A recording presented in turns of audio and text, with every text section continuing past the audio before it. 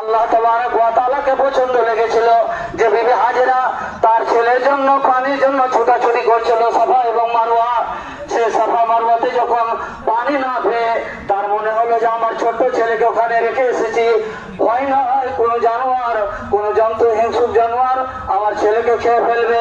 তাড়াতাড়ি ওখানে এসে দেখছেন কোথাও যখন পানি খুঁজে পেলেন না, ওখানে তার ছেলেকে যখন এসে দেখছেন, হাদিসে দেখলাম যে ফেরেশতাতে কি করেছে, পায়ের গুতা মেরেছে।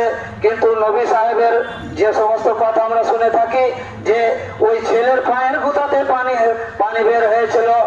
যাই হোক, যেভাবে হোক ওই পায়ের গুতাতে, ইসমাইল আলাইহিস সালামের পায়ের গুতাতে যখন পানি বের হয়েছে, বিবি হাজেরা ওখানে এসে ওই মাটি দিয়ে ঘেরতে লাগলো আর বলতে লাগলো জাম জাম, মানে জমে যাও। আর ওই পানিকে নিয়ে তার কাছে মশক ছিল, চুল্লু করে নিয়ে ওই মশককে ভরতে লাগলেন।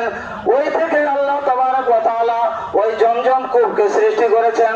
যতদিন পর্যন্ত দুনিয়া কায়েম থাকবে, হাজিরা হজ করতে যাবে আর ওই জমজমের পানি পান করবে আর হাজিরা পানি নিয়ে আসবে। কিয়ামত পর্যন্ত ওই পানি শেষ হবে না, কিয়ামত পর্যন্ত পানি শেষ হবে না। এবার আল্লাহ তাবারক